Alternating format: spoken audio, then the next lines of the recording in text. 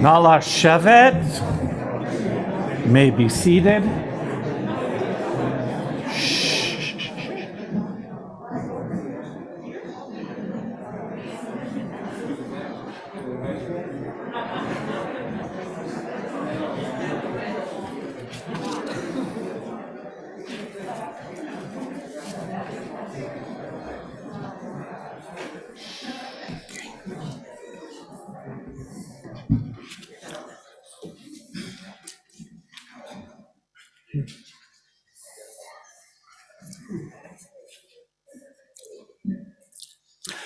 Shabbat Shalom.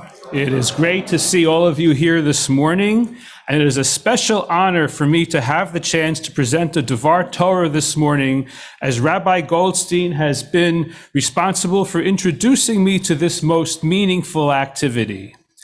This morning we read from Parshat Naso. It covers a variety of topics, including some descriptions of priestly responsibilities, determination of whether a woman has committed adultery, responsibilities of the Nazarite, and the contributions of the tribes to the tabernacle. These contributions are given in great detail, especially fully and repetitively in the section that we read this morning. Rabbi, to paraphrase something we have heard you tell B'nai Mitzvah celebrants on occasion, you must have been thrilled to find out that the Parsha for your retirement celebration is the longest Parsha of the year.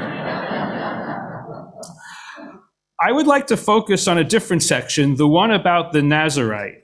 This was a person who vowed to abstain from certain life activities for a period of time. The most important of them were drinking wine or enjoying any other grape products, cutting hair, and being in contact with a deceased person.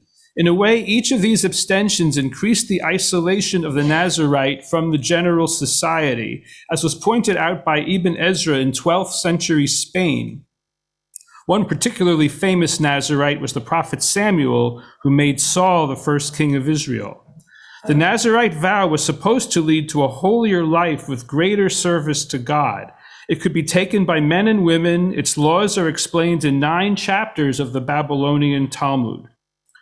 Rabbi David Nelson, writing for My Jewish Learning, points out that the Nazarite's restrictions are even greater than the priests.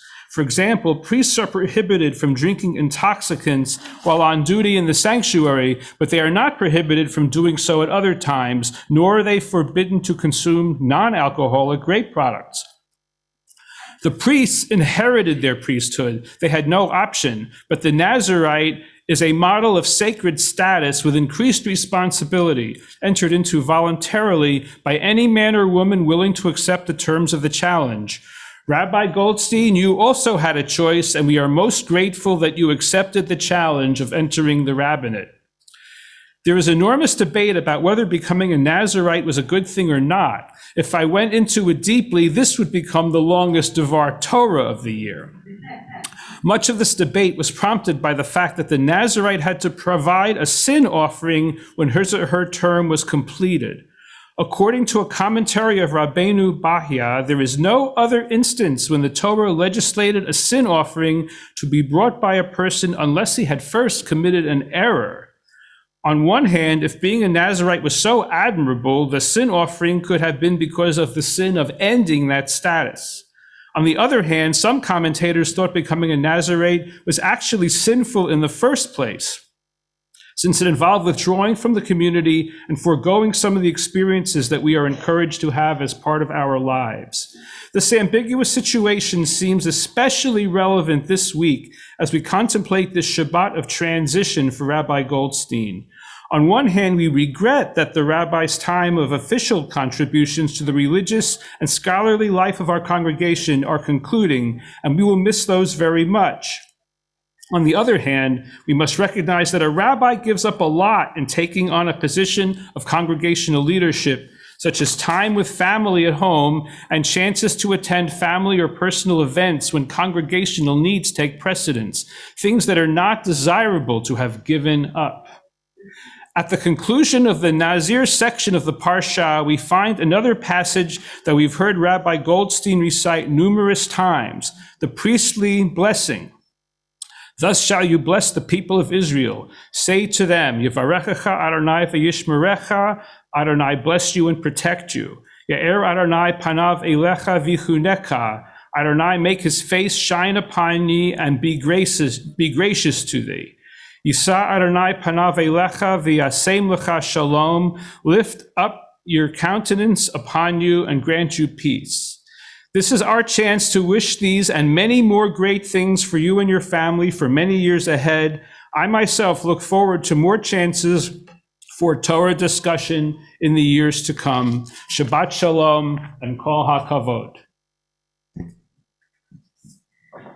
מי שברך אבותינו אברהם יצחק ויעקב שרה רבקה רחל ולאה ויברך את הרב יחיאל ראובן בן זאב ופגה בריינה שעלה היום לכבוד המקום ולכבוד התורה ולכבוד השבת יהי רצון שיזכה להקדיש את ימיו ללימוד תורה וגמילות חסדים. יברכהו הקדוש ברוך הוא במושכו את ידיו ממלאכתו וישמרהו ויצילהו מכל צרה וצוקה מכל נגע ומחלה וישלח ברכה והצלחה בכל מעשה ידיו עם כל ישראל לחיו ונאמר Amen. May God, who blessed our ancestors Abraham, Isaac, and Jacob, Sarah, Rebecca, Rachel, and Leah, and blessed congregation Beth Israel with 26 years of unwavering and unfaltering leadership, teaching, and dedication by Rabbi J. Goldstein. Bless him with continuing opportunities to teach and study Torah, to perform good deeds and benefit humankind. May Rabbi Goldstein continue to find fulfillment and satisfaction in the knowledge that he has been God's faithful shepherd for our sacred Kehillah. May Rabbi Goldstein know that the blessings he has bestowed upon this community and his teachings will continue to bless us, as they will generations to come. May God continue to bless Rabbi Goldstein and his dear family with good health, strength, vitality, and vigor, and continuing nachas from his family and his grateful congregation. And together we say, Amen.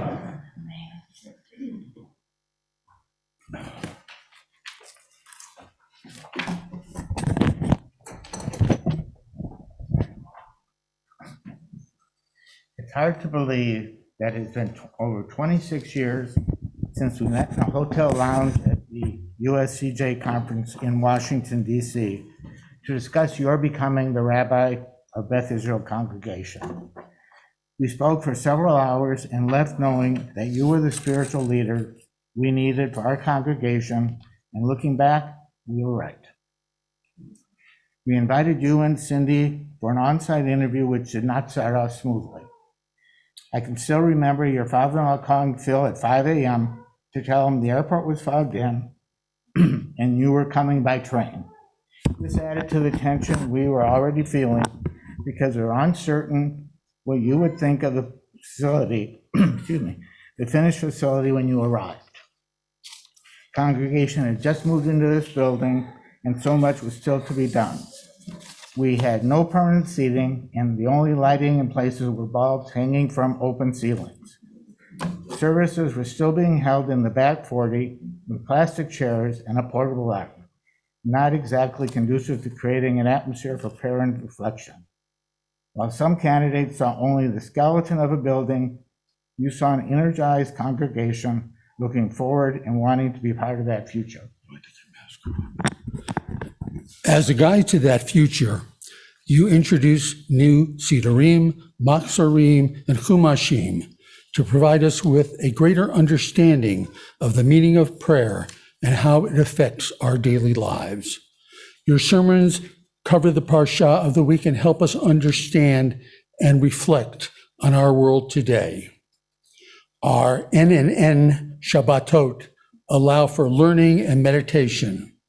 When the COVID pandemic struck, you adapted daily, Shabbat, and holiday services and adult education to both the limitations and significant capabilities provided by Zoom.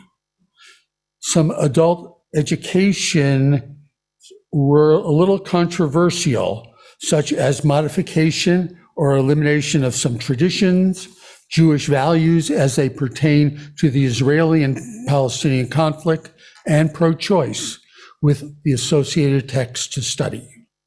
On a lighter side, who can ever forget your Tony Award-winning performances in our congregation's Purim spiels and various ad-libs that caused Cindy to cringe in her seat?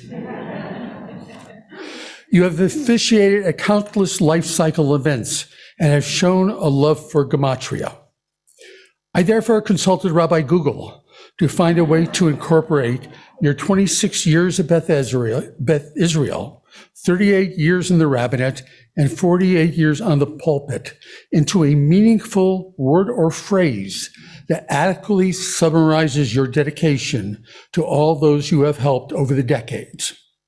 After much research, looking up gematria for healing, caring, concerned, involved, community service, forward-looking enthusiasm for lifelong learning, and providing comfort, and many others, and taking 26, 38, and 48 individually, or by adding them, multiplying, and then taking the square root of them, I could not find the appropriate gematria for those numbers. I therefore concluded that in case you need to put off your retirement for another decade or so, yeah? Well, I could not find the appropriate gematria for the individual words or phrases. I believe they all apply to you and are very appropriate to the themes of this weekend, your dedication to Beth Israel and Shleimut. You started the Shleimut program, one of the only ones within the conservative movement, with a goal of promoting health, wellness, and healing within our Beth Israel family. And these are recurring themes of your 48 years of service to the Jewish people. You committed your life to the health and well-being of each individual, family, and the community as a whole, and that dedication is reflected through both congregational and life cycle events. You instinctively know when our congregation community needs, even under difficult situations. One example was after the 9/11 tragedy, with both its national and regional impact, many congregants worked in Washington in the surrounding area and were thinking they could have been targets of the terrorists. You immediately brought the congregation together in prayer and community, allowing us to express our feelings and draw strength from each other. You use life cycle events to strengthen the bonds holding families together, helping them enjoy the good times or get through the bad.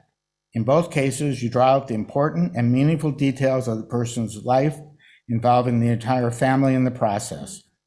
When it is a joyous event, you clearly share in the family's joy. When tragedy occurs, you provide the strength and sensitivity the family needs. It takes a special type of person, one dedicated to the community and each individual, to share in their grief and help them bridge the gap caused by their loss. You laughed with us in good times and were a strong shoulder to lean on in the bad. As we stand here on the occasion of your retirement, we want you to know how much you have meant to each of us over the decades, providing friendship, spiritual guidance, comfort, dedication, and leadership to us and the Beth Israel community. You and your family will always be an important part of our past and of our futures. We cannot end without mentioning Cindy. Having grown up in synagogue life, I learned early on that the spouse must share the same level of dedication.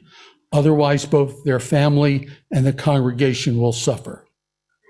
Cindy has been a force multiplier in all that you have accomplished, and we want to thank her for all she has done in public and in private for Beth Israel and the Jewish people.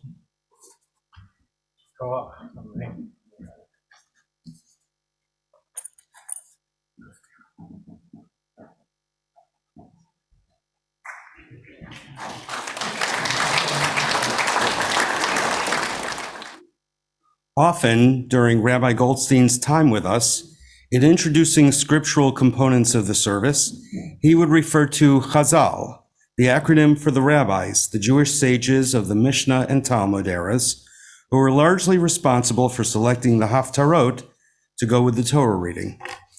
Of all the subject matter found in today's Parsha, potential themes for selecting a relevant Haftarah, Chazal chose a prophetic reading whose connection is that it is the story of events leading up to the birth of Samson, who is designated to be a Nazir.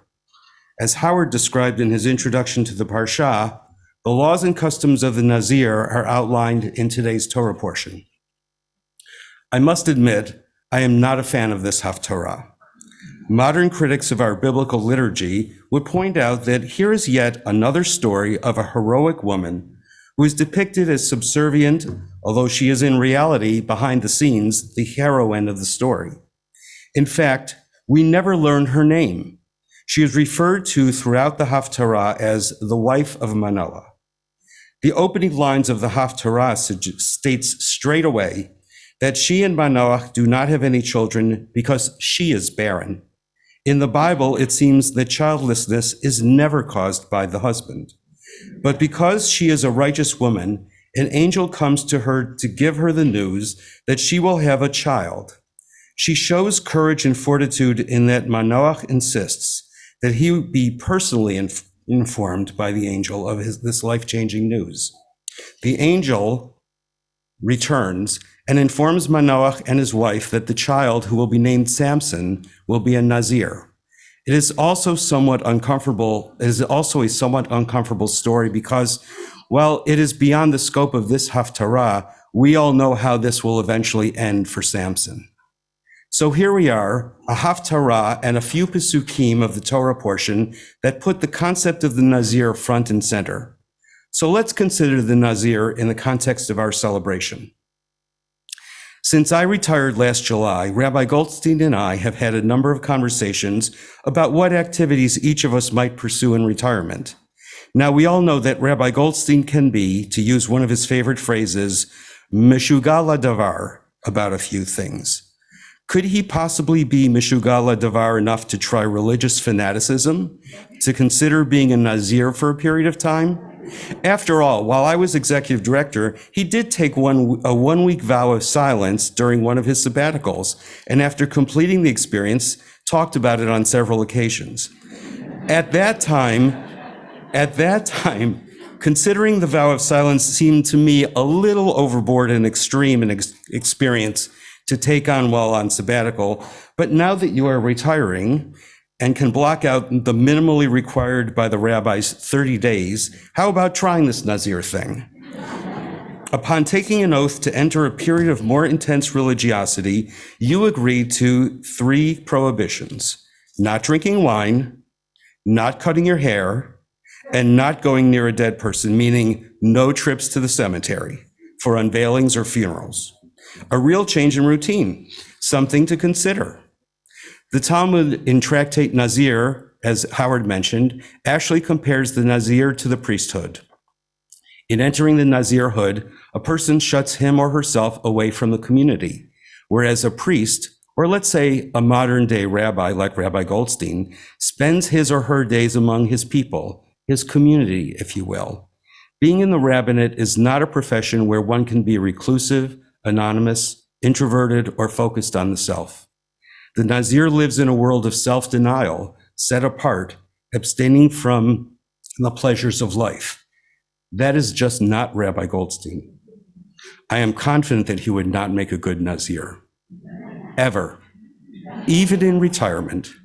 And I am sure I speak for everyone here that we would be bereft if Rabbi Goldstein separated himself from us for even 30 days. However, there is one aspect of the Torah's description of the Nazir that might have relevance to our festivities this morning. Verses 13 to 21 of the Torah portion describe the ritual ceremony to mark the conclusion of an individual's term as a Nazarite. There are to be sacrifices, grain offerings, unleavened cakes, and libations. Oh, and the Nazir is supposed to have his or her hair cut off and the hair sacrificed as well, but we won't get into that. Once we get through this Haftorah and return the Torah to the Ark, we will have our special commemoration of the conclusion of Rabbi Goldstein's tenure as our rabbi, and no doubt retire to the social hall where we will enjoy sacrificial meat, cakes, and libations as part of the Kiddush. For sure, however, we do not have to worry about the hair cutting part. Follow along as Cindy, and not the wife of Jay Goldstein, chants the Haftorah beginning on page 813. Many of you may remember Rabbi Blatt, who served as Beth Israel's Director of Lifelong Learning for several years, and I'd like to invite her now to share a few words with us. Toda Rabbah, Shabbat Shalom. Oh, I'm caught in my earring. Oh no. Okay.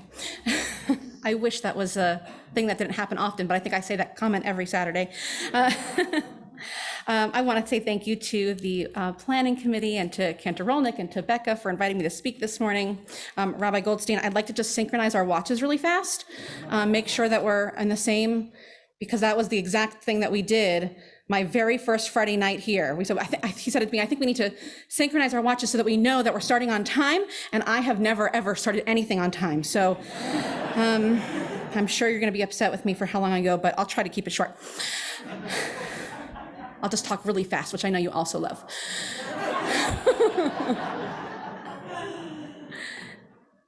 My first meeting ever with Beth Israel was part of what we call rabbinic speed dating. We have this interview week. Anybody who's graduating rabbinic senior gets to come, and anybody who is a congregation looking for a rabbi gets to come, and you get to meet with as many congregations as you want.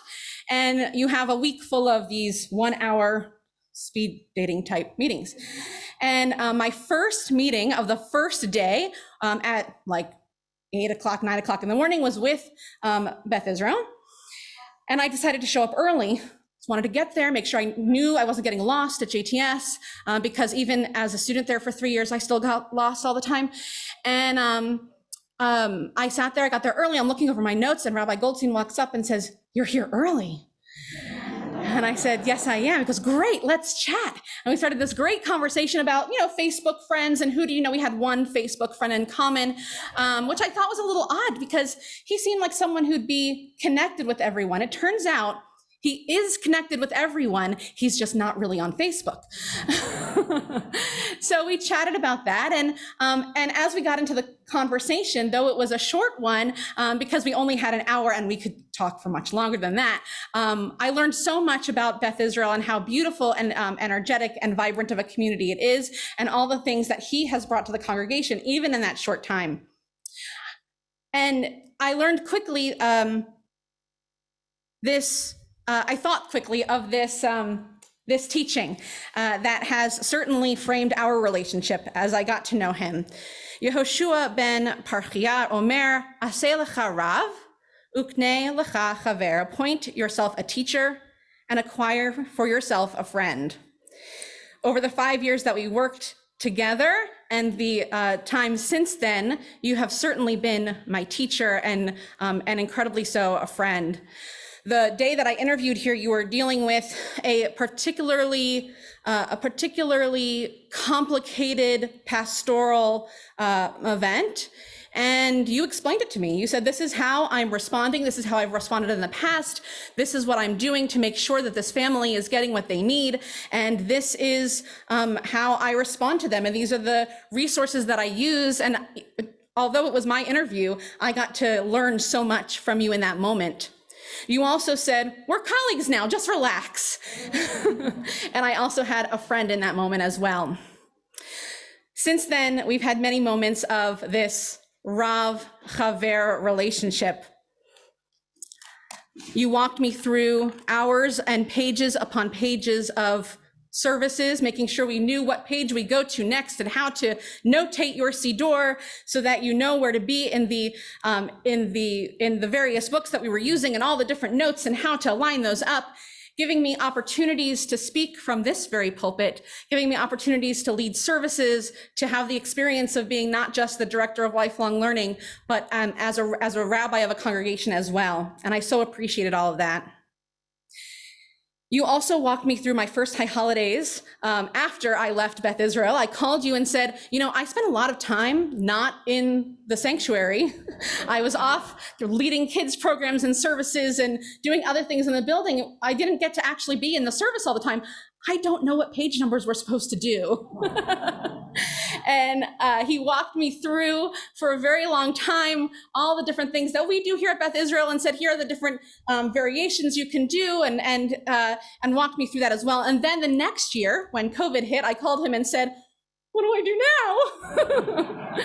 And again, we walked through the Siddur, the Machzor together, helping me learn how to change things when we don't know how to change it. This is not something we learned in rabbinical school.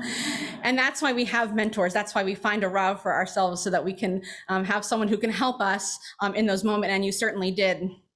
From the moment getting here in Owings Mills, you also became a chaver. You actually became another set of grandparents for my children, attending Krieger Schechter Grandparents' Day, welcoming us into your home. I should really thank Cindy for all the meals and the times that you spent playing with the kids, letting Rafi climb your stairs over and over and over and over again, letting them, going through Shira's room, playing with her toys. Thank you, Shira, who also, I think, attended Special Visitors Day at one point, becoming such an important part in our children's life as well. Many of the things I do as a rabbi now, I learned from you, whether it's gematria on a special birthday, making sure that things are timed appropriately, the way that you speak to people and to hear their stories. You were such a wonderful mentor and continue to be a friend. I continue to call on you. I know that I was supposed to give you dates of when we could talk again, and I didn't because I forget everything and you remember everything. But we'll continue talking, we'll continue visiting, and I wish you lots and lots of can you sit still? Are you going to be able to do this? No, Cindy's saying no. Yeah. But I wish you lots of happiness in your retirement, and I look forward to seeing what comes out of it because I know that you'll be productive anyway. Mazal tov. Yeah.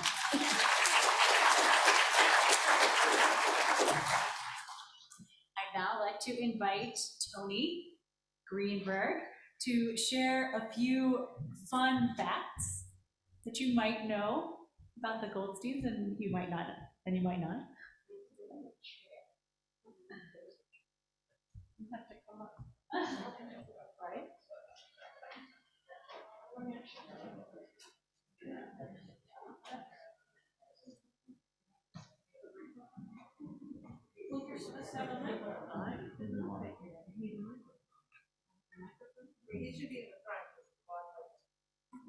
Okay.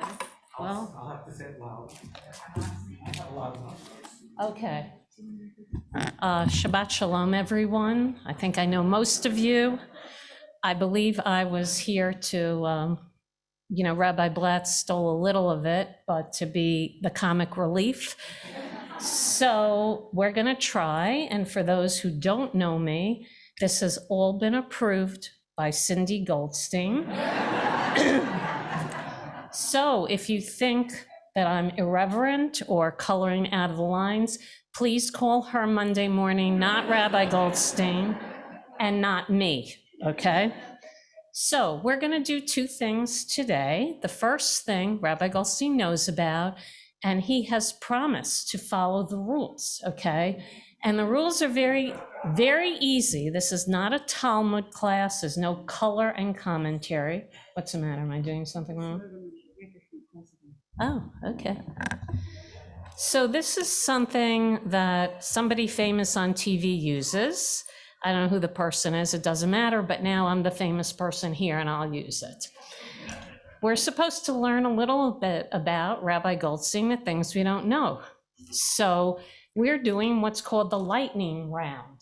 It's 60 seconds, okay? Everyone can still hear me? 60 seconds. Where's my okay. It's like being Oprah. Without the $20 million house. Hello. Hello, okay. Whoops. All right, so I have asked our treasurer, David Hecht, to do a pretend 60 seconds, since we're not setting our watches. That's all you have, okay? Remember, we talked about this. Yes or no?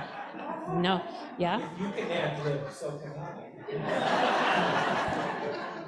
Where are David and Nina? Are they here, David and Nina? Remember when one of them says to you, "You're not the boss of me," we know who they got it from, okay? That's all I'm saying. Okay. A or B, right? We talked about this. Okay. Things you want to know or maybe never wanted to know about Rabbi Goldstein. He has a choice. Ready? As quick as we can. Brisket or chicken? Brisket. Celtics or Warriors?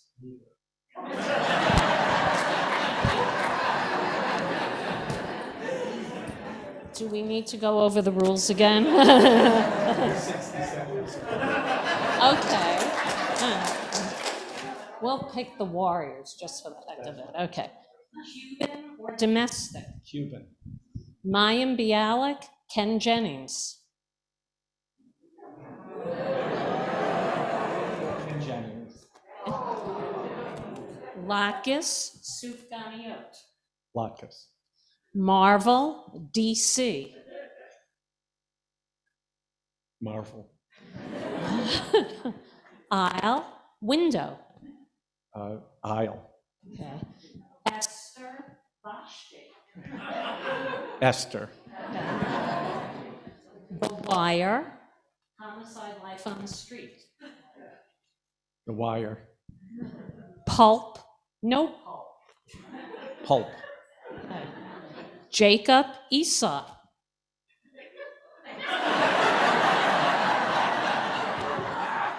You're the rabbi. Come on. Jacob. Okay. Yeah, they got it. Okay. 8 small presents, 1 big one. One big one. The wise son, the wicked son. The wicked son. And last but not least, okay, this might date some of us, I apologize, if some of you don't know what I'm talking about. Got competition there. It's like a politician, never try to compete with a baby. Dan Aykroyd and Jane Curtin, or Michael Shea and Colin Jost? The first. The first. Okay, very good. Thank you. Okay, so now you can go back. Thank you very much.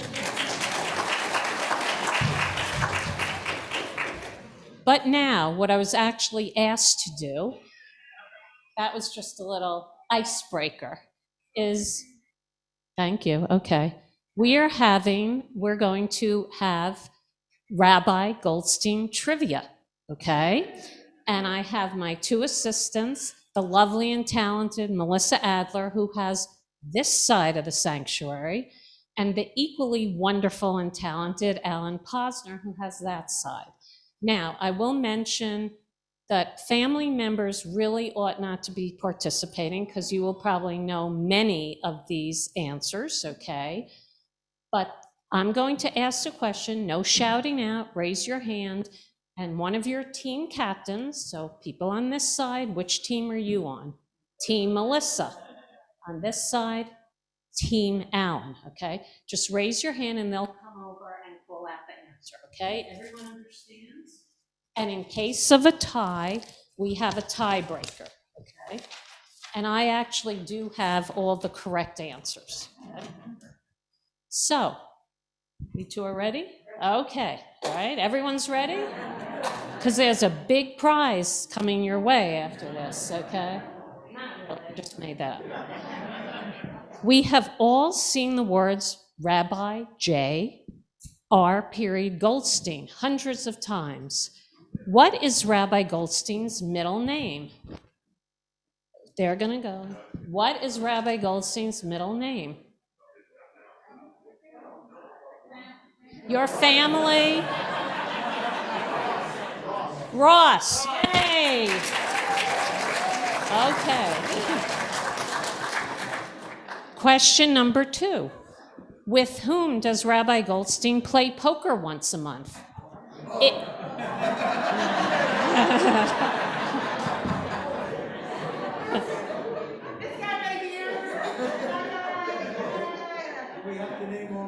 No, just what are you for? What are No, but you have something else in common.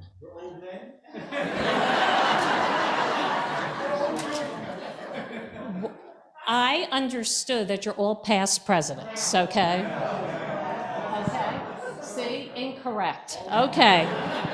Next. About 25 years ago, the clergy dressed up for Purim as characters from The Wizard of Oz. Which character was Rabbi Goldstein?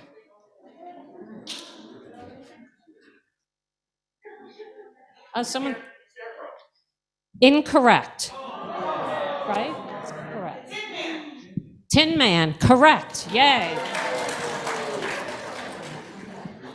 On April Fool's Day, 2021, meaning a little over a year ago, Nina and David called Rabbi Goldstein to tell him what specific news?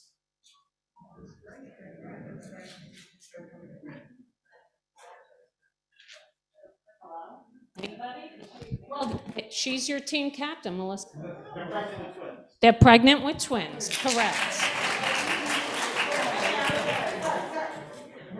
Okay. We're doing great. Everyone's doing great. We know that Rabbi Goldstein is also licensed, so to speak, to be a cantor. But for what other religious position is he licensed? A moil. Correct, that's right. You're not supposed to raise your hand. Except I understand that he's actually never done that. Is that true? You've actually never done that. Is that true? Well, yes, I did do that. But not since then. Okay. For people that convert. Okay. Every fall, we read the Torah portion Vayeshev, which includes the story of Joseph and the coat of many colors. Rabbi Goldstein always wears his special talit, made of dozens of fabrics donated by congregants. The talit is very heavy. Closest guess without going over. How much does the talit weigh? How much does it weigh? 10 pounds. Okay, let's see if we can do better. 20 pounds. Better, so they're closer without going over. It actually weighs, it actually weighs 36 pounds. 36 pounds. Okay.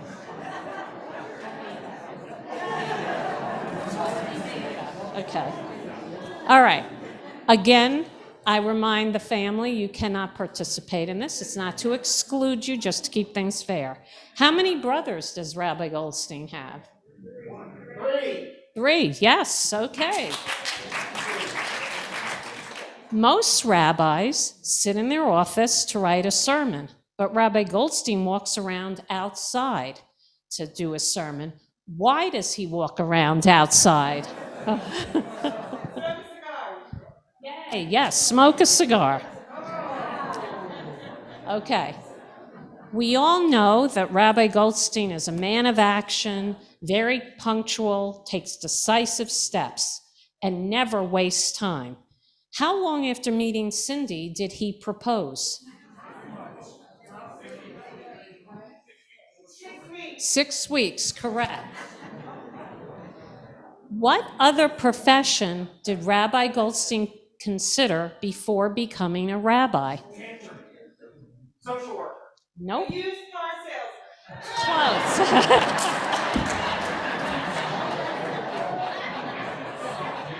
It's actually better than the answer I have. No?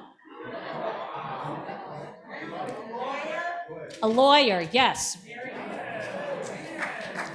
All right.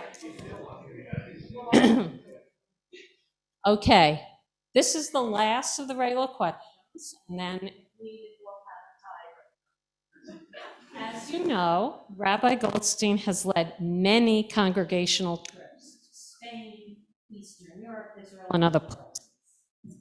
When they were in Estepona, Spain, he was leading Kabbalah services right by the sea. Suddenly, his eyes widened. What did Rabbi Goldstein see?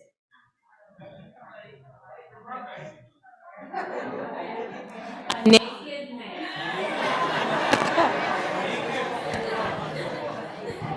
Okay, a naked man. You can't.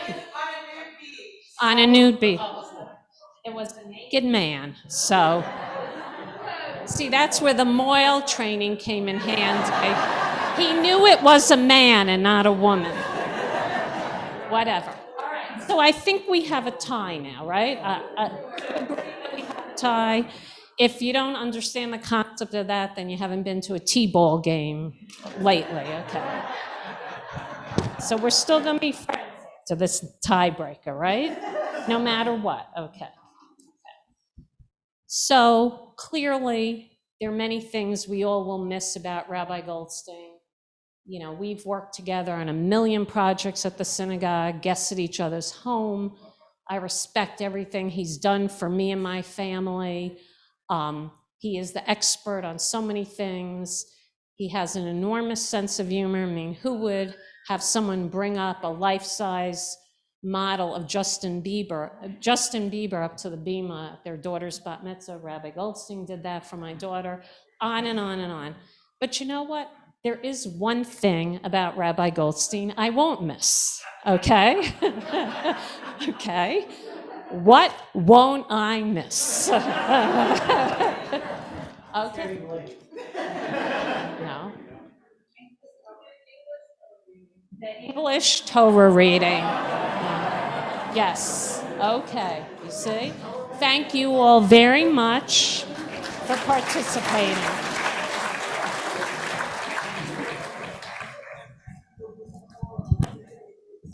And now, I'd like to invite Shira, David, and Josh, who have a musical tribute, non-musical tribute. My mistake. We also don't even need to speak because everybody already said all the things that we're saying. So To their dad. are we taking this on? Yeah. You start. Oh, you start. Thank you, everyone, for coming this morning. David, Shira, and I are excited to be here celebrating with old friends and older friends. Our parents' involvement at Beth Israel for the last 26 years also meant 26 years of holidays, Shabbat dinners, and running around in the hallways during services. We have celebrated our bar and bat mitzvahs and other simchas while the entire congregation has joined us in our joy. We have so many memories here at Beth Israel. We grew up here. We often think back to all the unique events that the synagogue has had to offer. Just to name a few: Pizza in the Hut, Brotherhood Mother's Day Brunch, the Purim Spiels, TGIF services, USY events, and Pajama Havdalah. We appreciate all that Beth Israel has given to us and our parents for the last 26 years. And we are proud to continue to celebrate our simchas with a community that has raised us. Following Tony, our speech seems so serious. I told them we didn't have enough jokes in there. So Abba, you are more than just clergy. You've been a leader, advisor, role model, and confidant to so many for almost 40, well, a long time, 48 years, almost right? 40 years. Yeah, almost 40 years here. You even say that you've been leading high holiday services since you were a teenager. But your career is so much more than just leading services. It's about how you've integrated yourself and your entire family into every community you've been a part of, especially this one.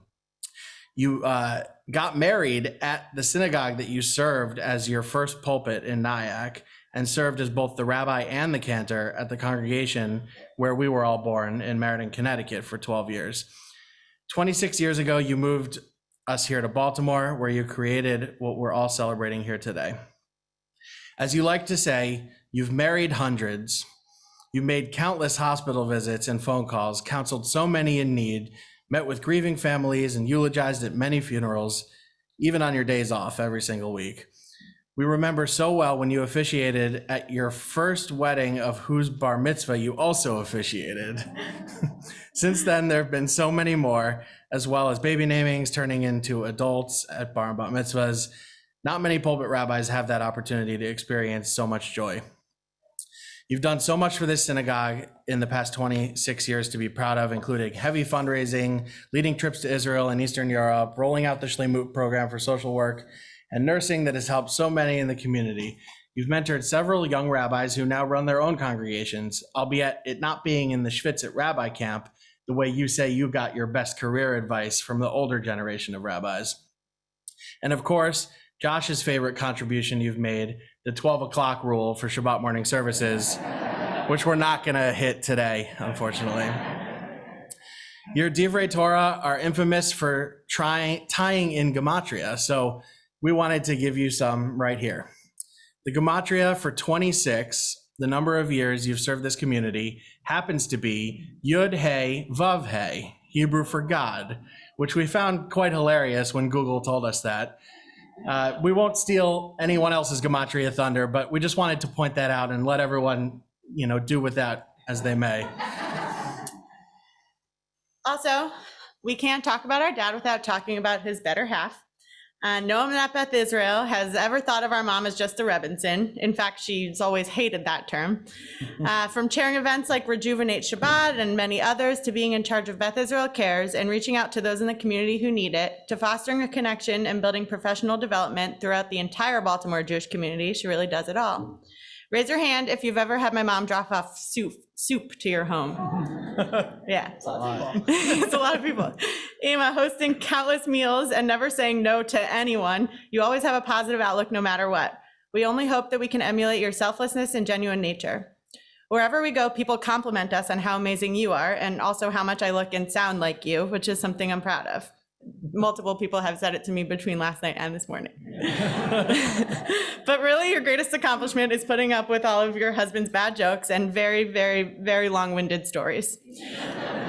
While we're sorry that you have to work for at least 10 more years, we did put together a list of things that Abba can do in his retirement as to not drive you crazy every day. Write the parody songs for all future family events, so we don't have to. We're sorry you only got a speech today. Shuttle grandma and grandpa around to their doctor's appointments. Babysit David's twins, read Take Naps with David's Twins. Become a Ravnet social media influencer with a popular storytelling podcast. Walk around the neighborhood smoking cigars. Go back to a silent retreat, a long one. Convince your wife to get a hot tub. Become a foot model again. Learn to play an instrument. A didgeridoo takes a lot of hot air, and we hear you have long lungs. That wasn't a burn. Continue your poker games and stock clubs. You have enough money to send your grandkids to Jewish day school. Become a brother at Saul Levinson's and Brothers to monopolize the Baltimore Jewish community funeral scene and get as many little ribbon cutter things as you can. They're good for box cutting, all of that, yeah. And lastly, here's your retirement gift. To continue your real hobby, rabbiing, we bought the domain www.rebj.com for all future job inquiries. It's not ready yet, though. Josh put in a really blurry picture of you, but it's there, yeah. Ima and Abba, your values of respect, giving, and caring for others come through not only to us, your children, but to the whole congregation. Your dedication, in every sense of the word, makes us lucky to have you as our parents and makes this synagogue lucky to have you as well. We know you'll continue to be active participants in this community as it's where you've made so much meaning in your lives. Mazel tov, we love you.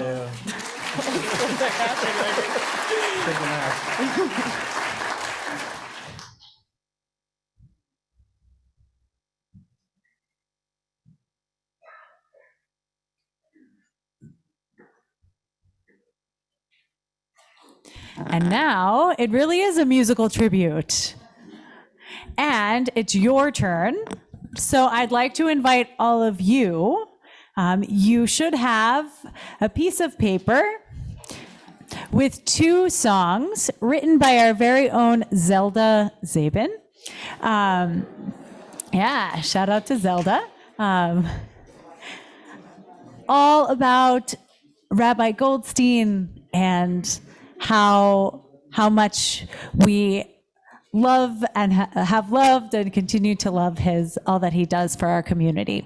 So let's give it a whirl, and a thank you also to Doris, many of you know as Maura Sugar, who's going to help us out on the piano. All right, let's hit it.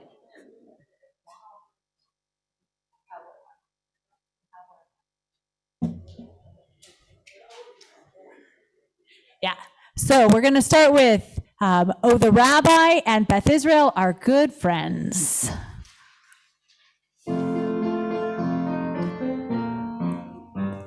Oh, the Rabbi and Beth Israel are good friends. Oh, the Rabbi and Beth Israel are good friends. Explaining Torah analyses, the Rabbi always seems at ease. That's why we are all good friends. When the Rabbi leads a trip, he really leads. In Israel, Europe, he really does succeed.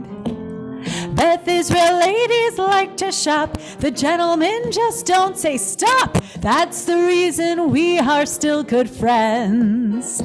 Oh, the Rabbi served for 26 good years, sharing memories of laughter and of tears.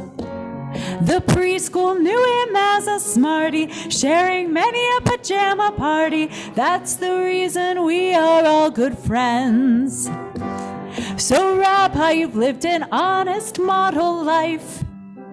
We're happy you chose Cindy as your wife. Together you have grown and bloomed, praying together while we zoomed. That's the reason we are all good friends. That's the reason we are all good friends.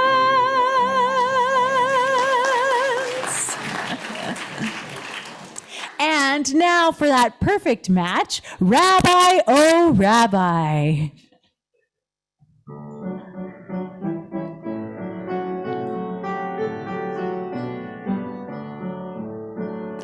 Rabbi, oh Rabbi, retirement is near.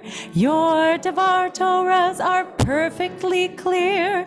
Your Torah chanting we surely will miss. It's Goldstein trope in English.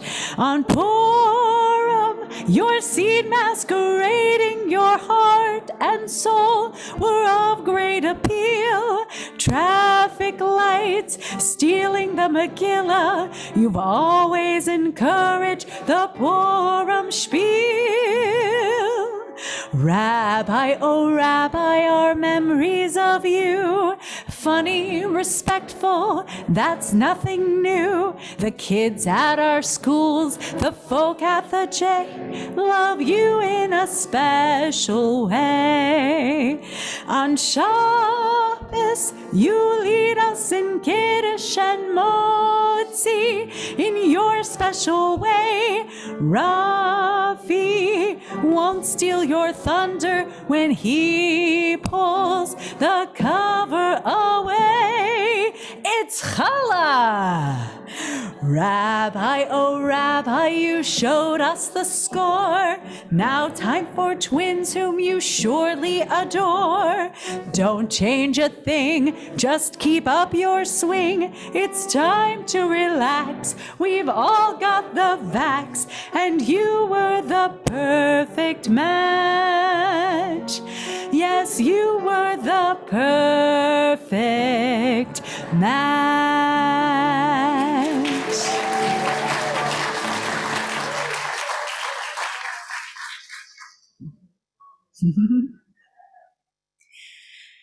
And now I'd like to invite Sarah Shapiro, our Shlemut social worker, to share a beautiful poem that she wrote.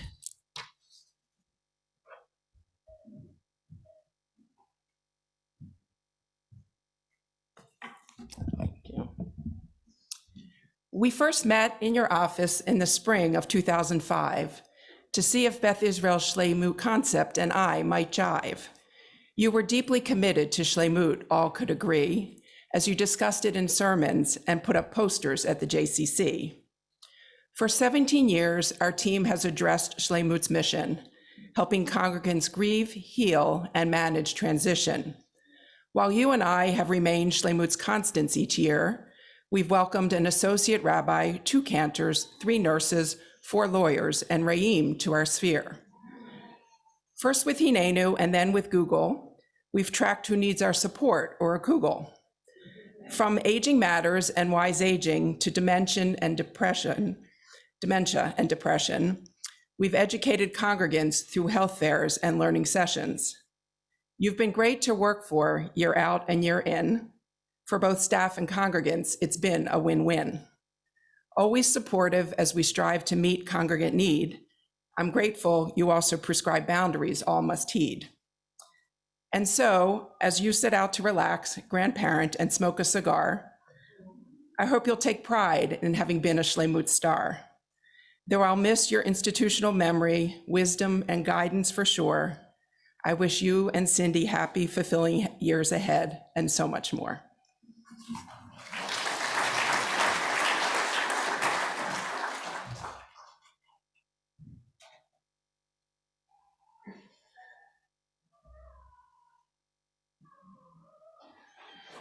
And now I'd like to invite Rabbi Josh Rabin to share some words.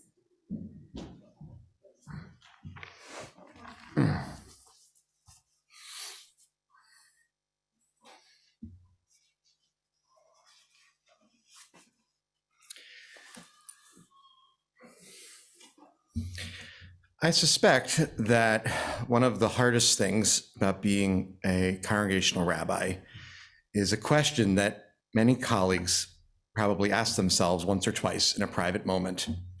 Was anyone paying attention? You see, one of the tools, not the only tool, but one of the most important tools a congregational rabbi must use at all times are words. Words when you get married, words at your bar bat mitzvah, words at a funeral, words in a private moment, words in an adult education class. And as any good teacher knows, just because you say something to a student doesn't mean they were listening, or that they didn't forget what you said 5 minutes after you said it. This is also true for parenting. This was true even before iPhones and services via Zoom, so I doubt it's easier today than when Rabbi Goldstein began his career in the rabbinate.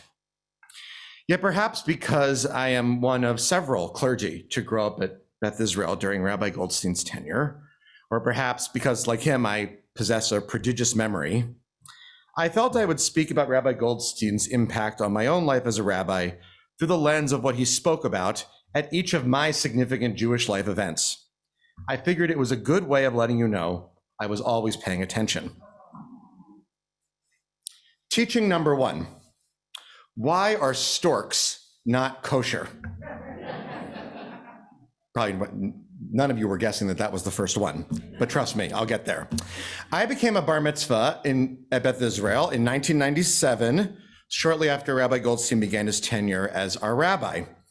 And while he actually gave my bar mitzvah charge about the Wizard of Oz, complete with props, for some reason, his introduction to my parsha is actually the one that's provided the most grist for my sermons. I don't give that many sermons, but I've given this one a lot over the last 20 years. You see, my bar mitzvah portion was Parashat Shmini, which teaches the laws of kashrut, including, among other things, a list of kosher and unkosher birds.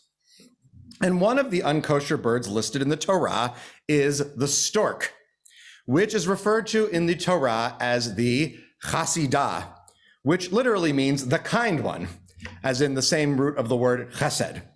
According to Rashi, the stork is called the kind one because it always helps out its friends. But if that's the name of the stork, the kind one, then why is it not a kosher bird? Why is it a treif bird? Because Rabbi Goldstein taught from our tradition, our rabbis find that a stork only helps out its friends. Rabbi Goldstein, an effective rabbi cannot by definition only help out their friends. They must give constantly, and sometimes that's not even enough. Few people ever hear about all the times a rabbi was there, but everyone hears when the rabbi simply ran out of time. We're honoring Rabbi Goldstein because he always made time for everyone. Teaching number 2, tears are like diamonds, don't waste them. Okay, I'm kind of cheating with this one. Rabbi Goldstein did not teach me this one. This was something my grandfather used to teach, along with hundreds of other students in Kita Gimel at our congregational school. But Rabbi Goldstein did speak about it at my grandfather's funeral for the final eulogy, so I believe it kind of counts. One of the stories I tell synagogue presidents when I want them to think about why they are grateful for their synagogue is about how Beth Israel always went out of its way to honor my grandfather's career in Jewish education, honors he never received when he was a full-time employee, but finally got when he taught Hebrew school in Randallstown and Owings Mills. I suspect Rabbi Goldstein had a great deal to do with this. Rabbis deal with a lot of personalities, shall we say. Of course, everyone does in their job. What makes a rabbi's job unique is that one day you might have someone angry on the phone with you about not saying hello to them in the grocery store, and the next day you're sitting in that same person's home writing a eulogy for someone they loved. The nature of the relationship can change within literally seconds. And great rabbis know how to bring out a spark in each person, even people who are, shall we say, personalities, or what Rabbi Bill Lebo, who was my dean in rabbinical school, used to call 2%ers. 2%ers refer to the fact that most congregants are, 98% of congregants are wonderful 98% of the time, but there are 2% of all of them that will take up most of your time. At my grandfather's funeral, Rabbi Goldstein could joke about my grandfather taking probably this exact microphone after finishing a Torah reading and saying God knows what in this very sanctuary in one breath, and teach about how my grandfather used to teach little children about the preciousness of tears in another breath, because he knew how to get the most out of a man who was, shall we say, a personality. It's a skill that I use in my rabbinate every day. Teaching number 3, just do what I would do. Again, a little bit cheating here. He never actually said this to me, but I think it was implied. In 2006, I was minding my own business, sleeping late the day of Rosh Hashanah, and my phone starts to ring repeatedly from my parents who say, Rabbi Goldstein's trying to reach you. The rabbi, Rabbi Neely at the time, is not going to be able to officiate at Rosh Hashanah services, and you have to officiate in his place. I really regretted sleeping late that morning, but that's what you can do when you don't have a wife or 3 children at the time. So I come up to Beth Israel, and I basically get a crash course in running high holiday services at Beth Israel, which I've been going to my entire life. But after we go through the outline and I prepare to officiate on this bima and in the JCC, because that's where we used to have our overflow service with Al Bard, I ask a question. What am I supposed to do about the sermon? And he says, well, here I can give you some notes from what Rabbi Neely was going to do, but you should come up with something. I think the implication was that just follow what I would do for a sermon, you'll be fine. And indeed, I would say I was fine. And the truth of the matter is that most of my own rabbinate, even starting in rabbinical school, I would say was essentially a Rabbi Goldstein impression. He never actually had to say, just do what I would do. I did that anyway. And as Picasso once said, good artists copy, great artists steal. Teaching number 3, may all who come from you be like you. He actually taught me this one, but it's a little out of order, so stay with me. Almost 14 years ago, I stood under this bima with my wife Yael at our wedding, and Rabbi Goldstein taught us this story from the Talmud. I'm going to truncate it to keep it brief. A rabbi sees a beautiful tree. He says to the tree, what on earth could I bless you with? If I bless you with beauty, you're already beautiful, and so on and so forth. Instead, let me bless you with this tree. May all who come from you be like you. By the time Yael and I started to have children of our own, we were both far enough in our rabbinic careers that we could officiate at our own children's naming ceremonies on our own. However, I liked this teaching so much that I taught it at my youngest daughter Ella's baby naming this past October, as Ella is also a kind of tree in Hebrew, the kind that Abraham sits under in Sefer Breshit. I suspect that Rabbi Goldstein knew exactly what he was doing when he gave this blessing to my wife and me. And now that he is a father-in-law and a grandfather, he gets to live out this same blessing in his retirement. And as his congregants, in some sense, we are all also fruits of his rabbinic tree. And hopefully all of us, under his leadership, became a little bit like him, maybe without the props. Teaching number 5, a rabbi needs 3 types of leadership. When I was ordained at JTS, I was able to pick someone to present to me my official JTS talit. It's not this one. Rabbi Goldstein was an easy choice. And in our private moment, when he presented me my talit, he taught me that Achad Ha'am said that a rabbi needs to represent 3 kinds of leadership from Jewish tradition. First is a chacham, a sage. Second, a kohen, a priest. And 3 is a navi, a prophet. His blessing was that I would be all 3. I'm trying my best. But I think that this is a great way to capture what Rabbi Goldstein's career has meant to Beth Israel. He imparted countless words of Torah, a sage for this community. Generations of people saw their lives marked by his imprint, just by him being there for them, being an officiant, a priest of those Jewish moments. And he took a chance on this congregation when his interview weekend, as Lou Friedman mentioned earlier, took place in the back 40, and there were still wires hanging from the ceiling, and there was still no carpeting in the social hall to my left. He saw something in this community, a prophetic vision. Quite frankly, we might not have made it without him, what was once called the miracle on Mitzvah Lane. So I try my best to exercise the kind of rabbinic leadership that Rabbi Goldstein modeled his entire career. It was still the best advice I ever received. P.S. He also said in that same private moment that he hoped that I would be the world's most rotten rabbi. Another grandpa phrase. It's not entirely clear to me if being a rotten rabbi is a success. And so, Rabbi Goldstein, I guess I was paying attention. But there's something more important.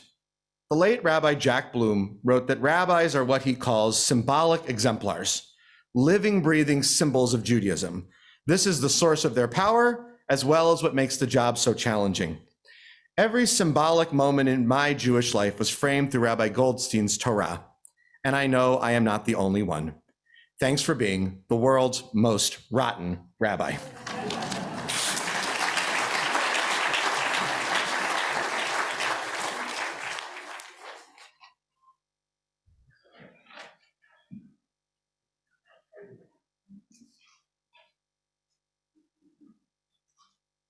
And now I'll invite Valerie Thaler, our synagogue director, to share a few words and a few gifts on behalf of our Beth Israel staff.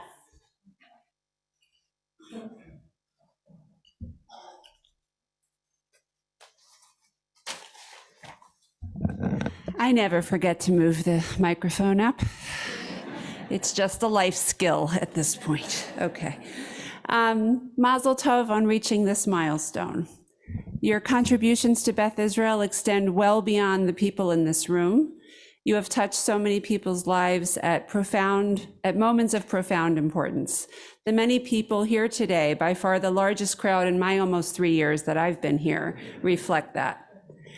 I am so humbled to call you not only my rabbi, but also a cherished friend and colleague. You have supported me personally at so many moments over the past few years, and indeed since I first met Cindy down the hall from my office at Baltimore Hebrew University in 2008, which was my first week in Baltimore. Your family was the first to welcome me warmly to Baltimore. I'm not sure if you're aware of that. And I'll never forget your kindness and generous spirit in those early days of adjustment. I also remembered how beautifully your family can sing. And from a singing family myself to another singing family, that's a big deal. I'm proud to represent the outstanding Beth Israel staff today as we present our gift to you. And I'm just going to list the staff that many of whom are here today: Anne, Becca, Esther, Kim, Lawrence, Hollis, Sarah Shapiro, whom you just heard from, Cantor Jen, Rabbi Ariel, Justin and Alex, and now Rick Rosen, our new director of the Learning Lab. Running a synagogue in the last 2 years has been anything but easy. We now have new concerns about TVs, videos, camera angles to accommodate all of those people at home who are participating from home. So I just want to take a moment to introduce the man behind the curtain, my husband, Alex Thaler, whom some of you, if you go to Krieger Schechter, Mr. Thaler, the science teacher, is also Mr. Thaler, the Zoom expert. And I already ran into a couple of his students today, so I just wanted you to know he was there. Okay. Though we know that you will have an office down the hall, which I'm so relieved to be able to still ask for your advice, and a house 2.1 miles, I had to clock it because I knew if I were a 10th off, I would never hear the end of it. We know you'll cherish the freedom that comes with retirement, so we decided to equip you for your first journey with Cindy as a retired person. Okay. First, oh, the places you'll go. We know you'll share this with Mo and Malia, your beautiful grandchildren.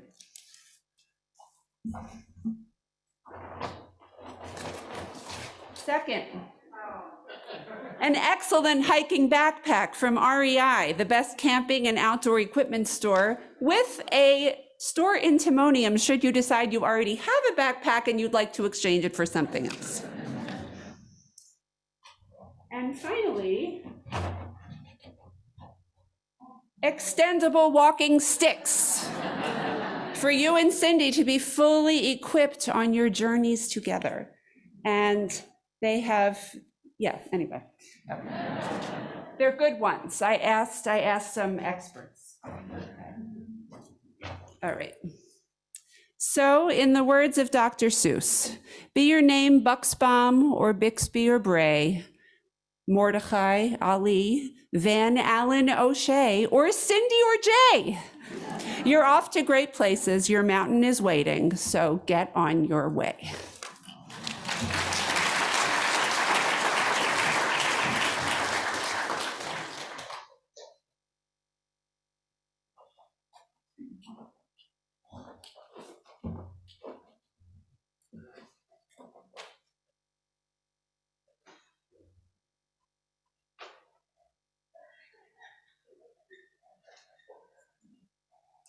And now I'd like to invite Scott Gensler, our synagogue president, to offer his remarks as well.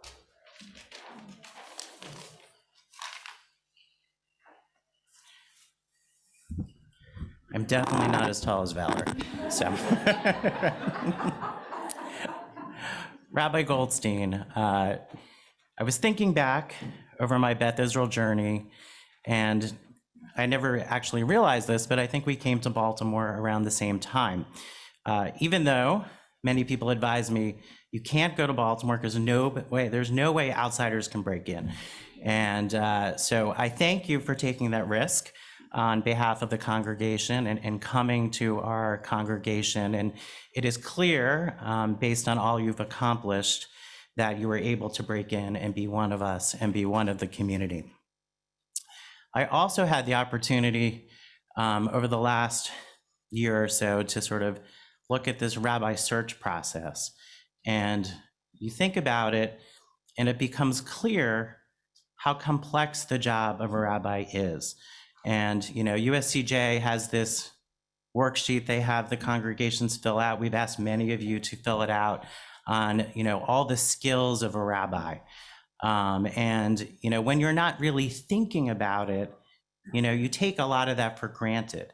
And, you know, it's really important for us to sort of think about all the things that a rabbi does.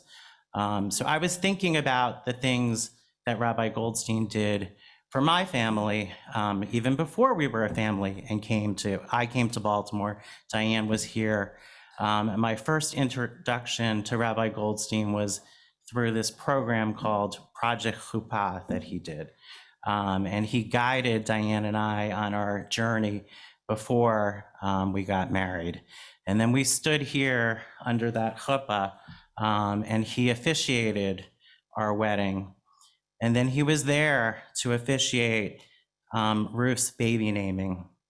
I didn't know at the time that he was available as a mohel for Ryan and Aaron, but I'm sure they're grateful that we didn't go down that path since the limited experience that he might have had actually doing that. But he was also there for when my father passed, Diane's parents passed, and supporting us. He also encouraged me to participate in a program called Sulam for Emerging Leaders. And if it wasn't for that program, which he piloted here at Beth Israel, I wouldn't be standing here today in front of all you, because that was my introduction into being a leader or participating in the board and various components of synagogue leadership. He was also here at Ruth's bat mitzvah. And then after rescheduling a couple times, he was there for Aaron and Ryan's, even though it wasn't physically here. It was at Pearlstone, but he worked with us to make it happen during the pandemic. And what is nice for me is to be here for you today and finally honor you, and being the president that's enabled to say that we now have our first Rabbi Emeritus. This congregation has had lots of rabbis, but it's the first person, Rabbi Goldstein is the first one that we're honoring as Emeritus. Throughout our conversations, we ask you what's so special about Beth Israel and what things you do and you're so proud of, and Shleimut is always the one thing that comes to mind, and you always express your desire for Shleimut. So we think it's so fitting that you decided the way to honor your commitment is through the Shleimut Fund. So we have this lovely plaque that's going to be displayed on the Simcha wall, honoring Rabbi Goldstein and the Shleimut Fund. And thanking everybody that's here to make sure that his legacy continues and that Shleimut will always be part of the Beth Israel community.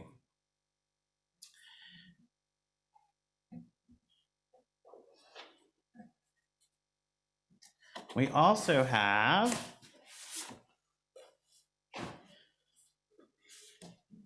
hopefully I'm getting this right.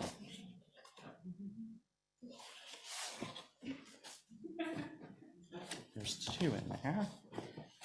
From the General Assembly, a citation honoring Rabbi Goldstein's years of service and retirement by John Carden, signing that on your behalf. And then we all know that when you've been in a position for many, many years, it's hard to let go. And it's hard to, you've been thinking and breathing this your whole life. And you know, we wanted to make sure we gave you some gifts to make sure you had things to use your time in the future, similar to what the staff had done.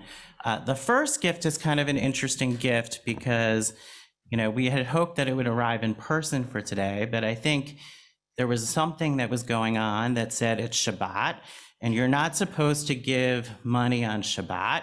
And this first item, there was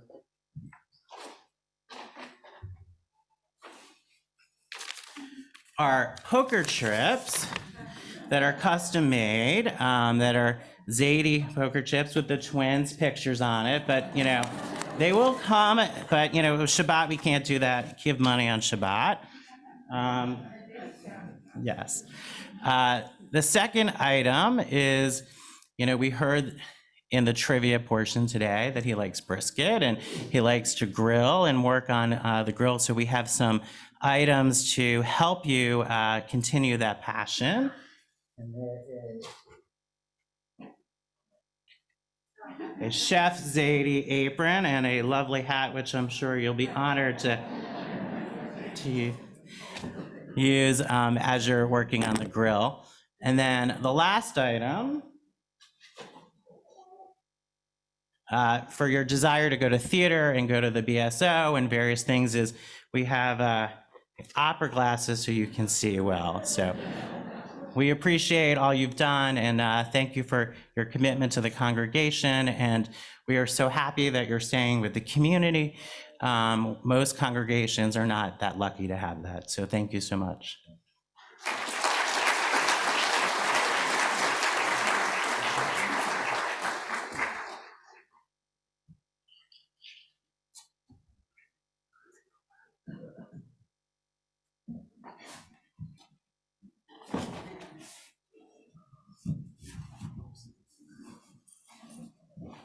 And of course, Acharon Chaviv, last but not certainly not least, Rabbi Goldstein. Keep this. I'll keep that there.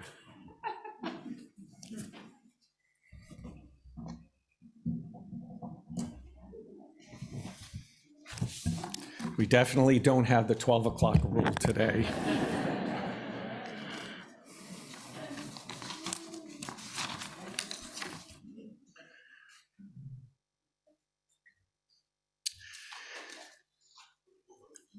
This has certainly been, for me, the long goodbye since I announced my retirement more than 2 years ago.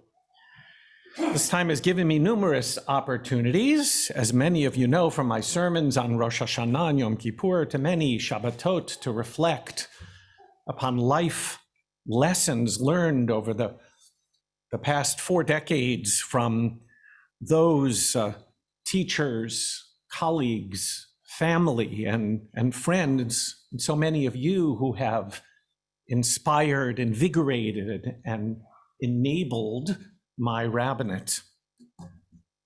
The past few years, as you've heard, have also been a unique challenge filled with tasks that I never could have ever anticipated doing when I was first ordained. That included learning the many technological skills necessary as we literally recreated all of our programming, from services to adult learning, creating, in essence, what we were told we needed to do, synagogue without walls, to interpreting masking policies and vaccine mandates, not to mention security protocols. And with the rise, as we've seen, of anti-Semitism, little did I know that chair throwing would be a part of the skill set required of the next generation of Jewish clergy. I'm certainly touched by the presence of everyone here in person and on Zoom from Beth Israel, the community, even some former congregants from my first shul in Meriden, Connecticut.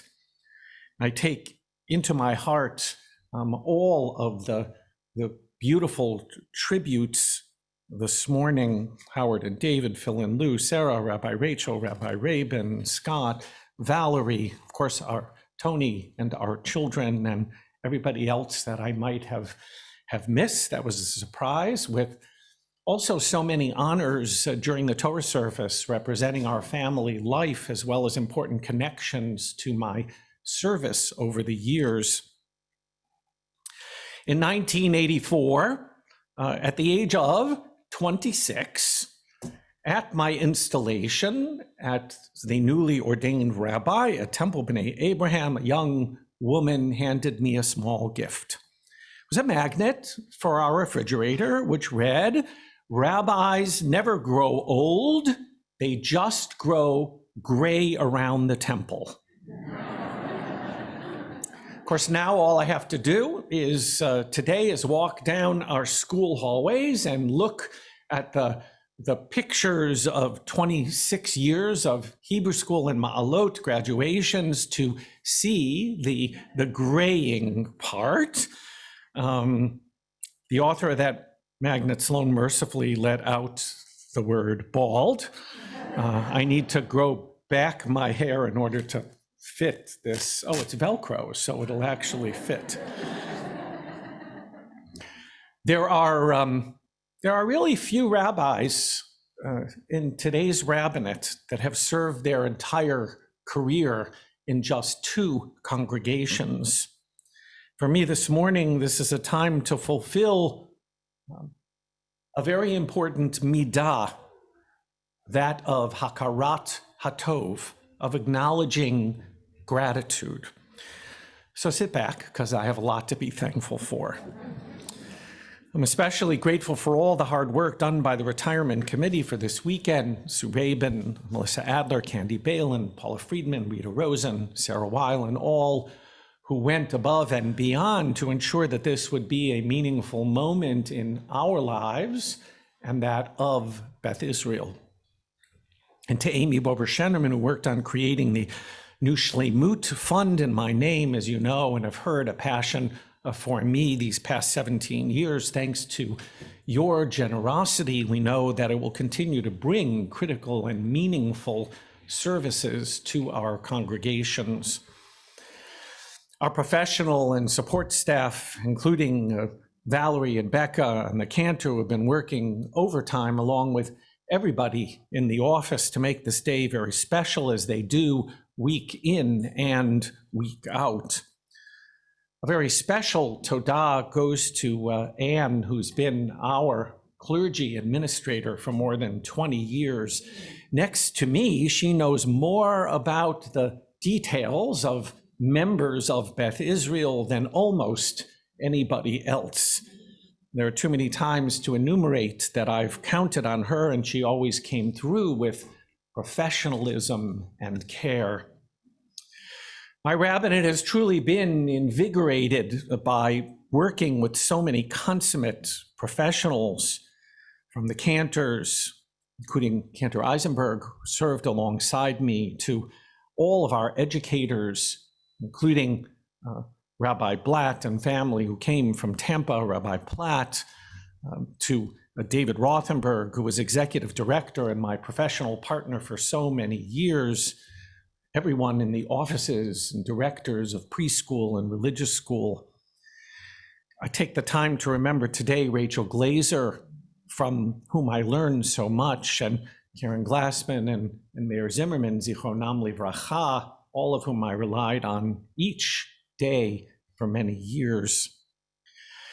No rabbi in any congregation can be successful without a strong working relationship with lay leadership, which includes our board of trustees, officers, sisterhood, brotherhood, all the many committees. And over the years, I have been inspired by how committed so many of you have been, devoting constant years of service to our congregation. Each day as I walk down the office hallway, I pass by the pictures of all the past presidents, most of whom I have come to know. Recently, I took a moment to count those that I have worked with in my time at Beth Israel. There have been, and so, I do have 2 gematriot, one already spoken about. This is my first gematria of the day. There have been 14 presidents in my tenure. I began with Ted Schweitzer, alav hashalom, and end with Scott Gensler.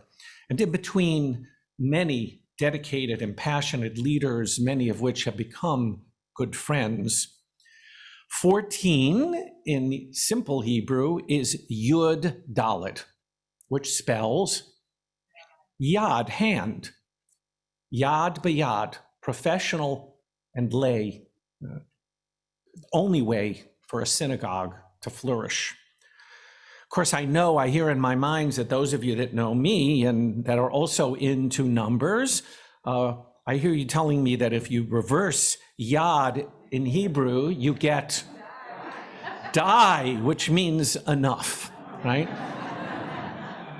But the truth is, even in every relationship, when you're passionate about the synagogue and you want to see the synagogue survive, that happens as well.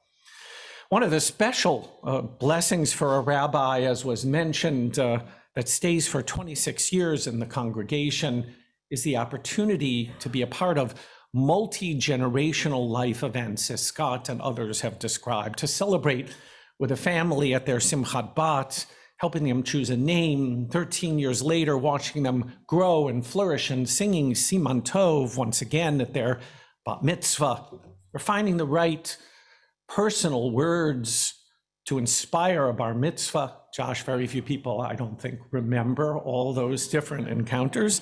And again, standing with them on this pulpit for an ufruf or under the chuppah.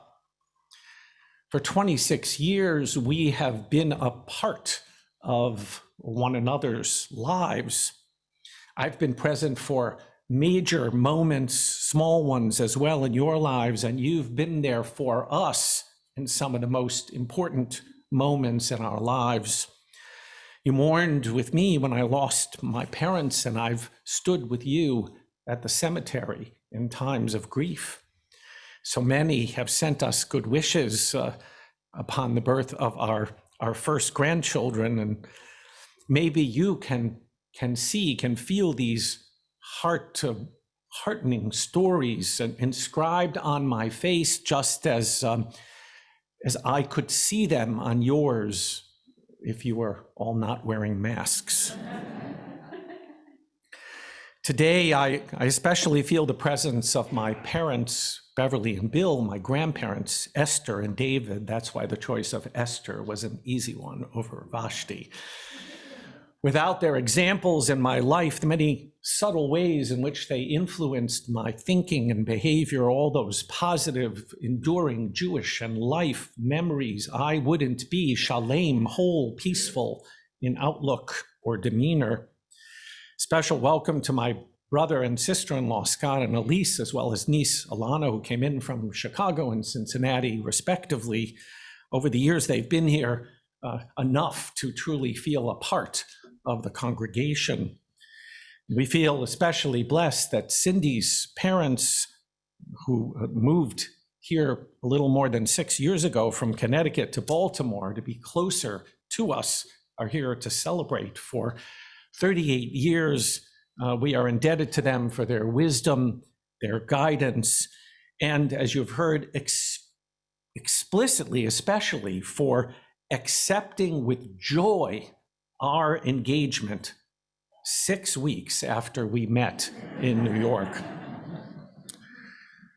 We so didn't want our children to know that if you ask them, where did your parents meet? They will ask, which story do you want? There was the story, this is not even in my remarks, there is the story that I began to tell them when we were little, which is when our families were at Expo 67 in Montreal, which we were at the same time. There was a restaurant with a fish tank, and I met Cindy, and we were pen pals for a number of years. And then we lost touch, and then we met at the seminary and were engaged 6 weeks later. Now they know the truth.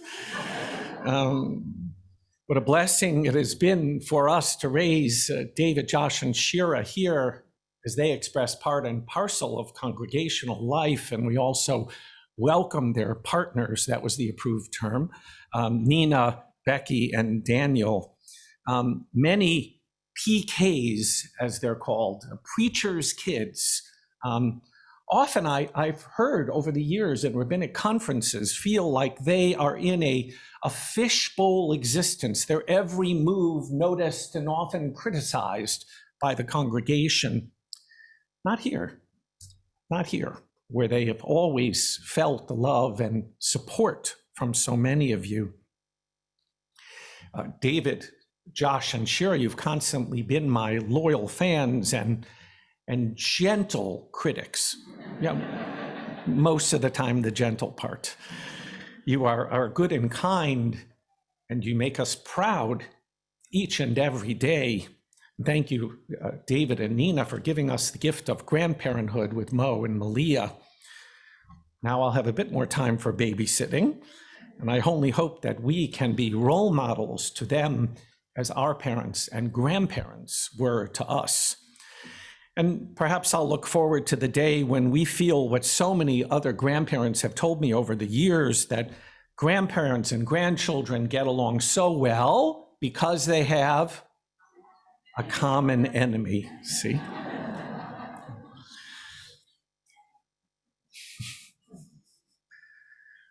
Cindy told me not to do that line, but I sort of overruled her. As you might expect, I'm leaving the best for last. Cindy, what can I, she starts crying, and that means I start crying. What can I possibly say to you that I haven't said before?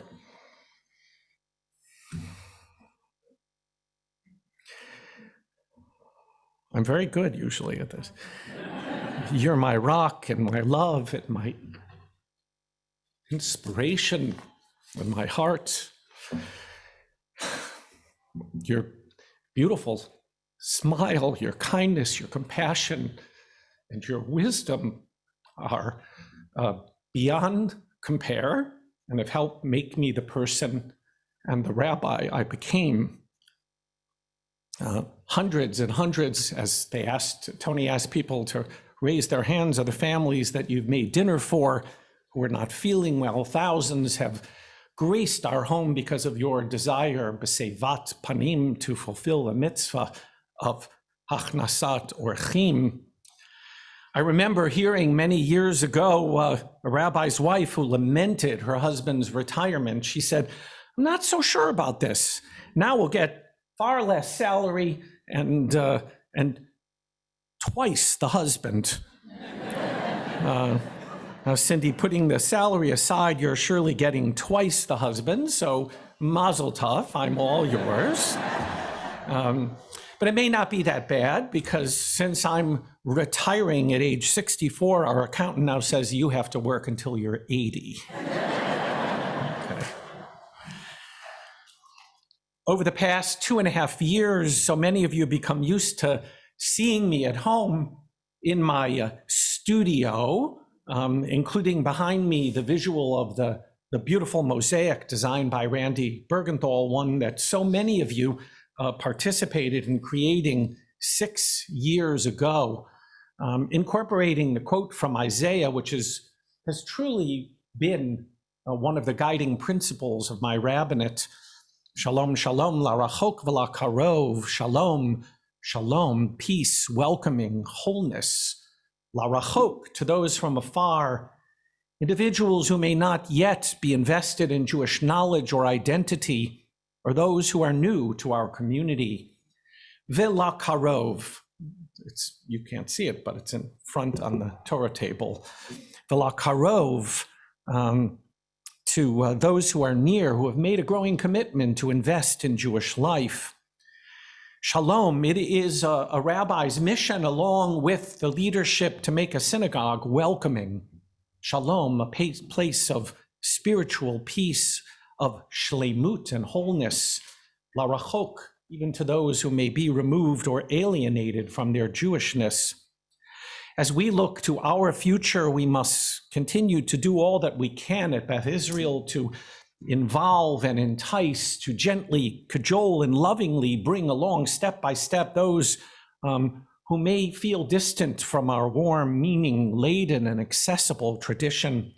It's one of a rabbi's greatest challenges, really one of our greatest challenges, not to get caught in counting the number of Jews who attend, but to celebrate and appreciate the growth and participation of each and every individual. V'la karov, it's also important to create wholeness, to reach out to those individuals who have an abiding commitment in the many and varied ways we live our Jewish lives, to ensure their intense involvement, to continue to find ways to keep them engaged and active, constantly questioning and questioning and questioning and learning, which is why the wicked son, maybe, was the one I chose over the chacham. A successful rabbi in synagogue is one that tries to reach out to both, la rachok v'la karov, to recognize and to validate those who are searching, as well as those who are standard bearers of our history and tradition. I confess to you that I've loved being a congregational rabbi, not every minute to be sure, but I can't imagine doing anything else in my life which would have given me more satisfaction. It's genuinely how I feel. And I do have the perfect gematria for that, one that was mentioned, in that it is true. The most important and sacred Jewish word that adds up to 26 is Yud-He Vav-He, God's name. Which, by the way, essentially, Josh, was the number of rabbis who were ordained the year that you were ordained. You wouldn't remember, but I looked it up and I noticed it at the time.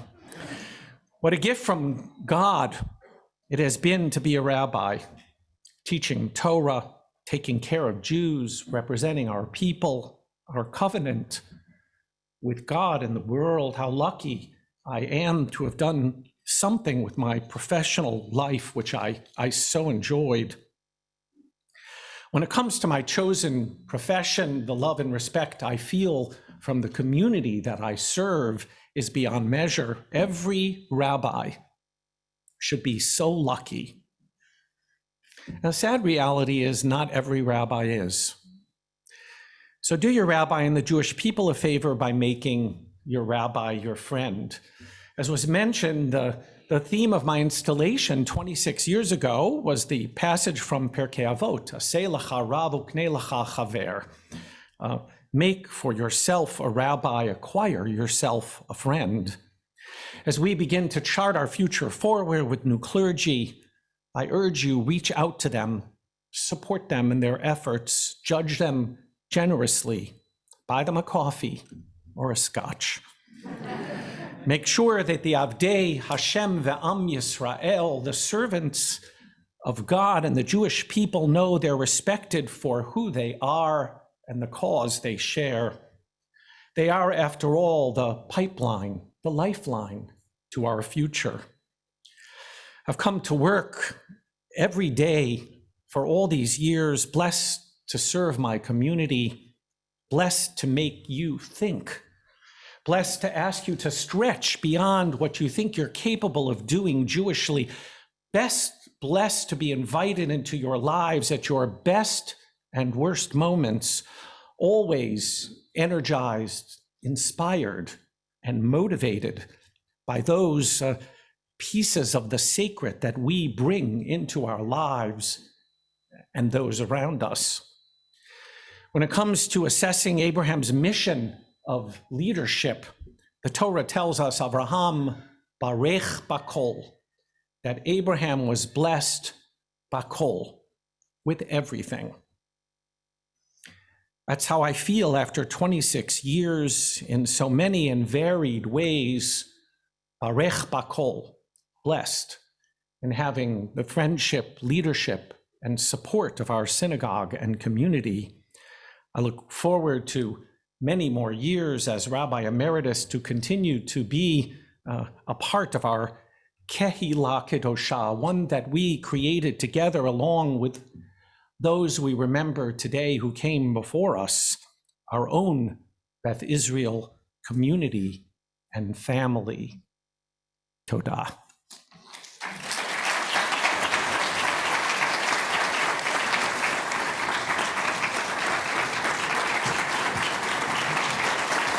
Thank you.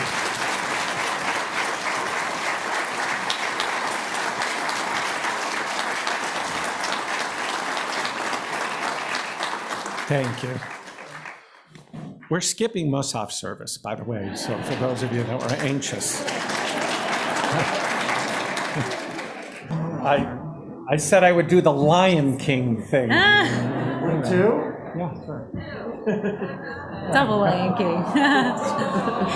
Adon Olam Hashem Malach B'terem Kol Yatzir Nivra Le'ed Nasa V'chefso Kol Azai Melech Shemo Nikra Azai Melech Shemo Nikra Ve'acharei Kichlot HaKol Levado Yimloch Nora והוא היה, והוא הווה, והוא יהיה בתפארה, והוא יהיה בתפארה, והוא אחד ואין שני, להמשילו להכבירה, בלי ראשית בלי תכלית, ולא העוז והמשרה,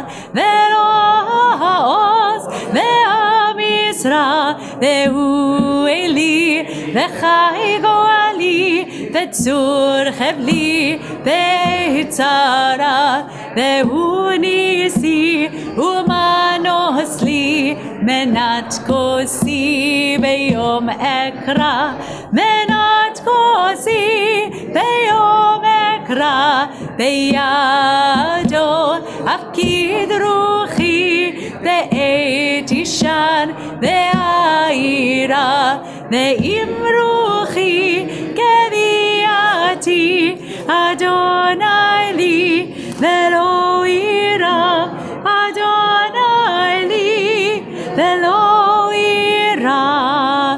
ושמרו בני ישראל את השבת, לעשות את השבת לדורותם ברית עולם. ושמרו בני ישראל את השבת, לעשות את השבת לדורותם ברית עולם.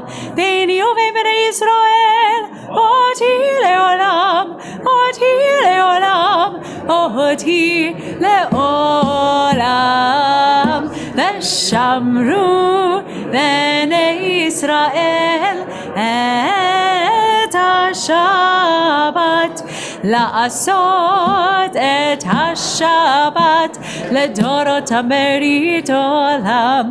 כי ששת ימים, כי ששת ימים עשה אדוני את השמיים ואת הארץ. ושמרו בני ישראל את השבת, לעשות את השבת לדורותם ברית עולם.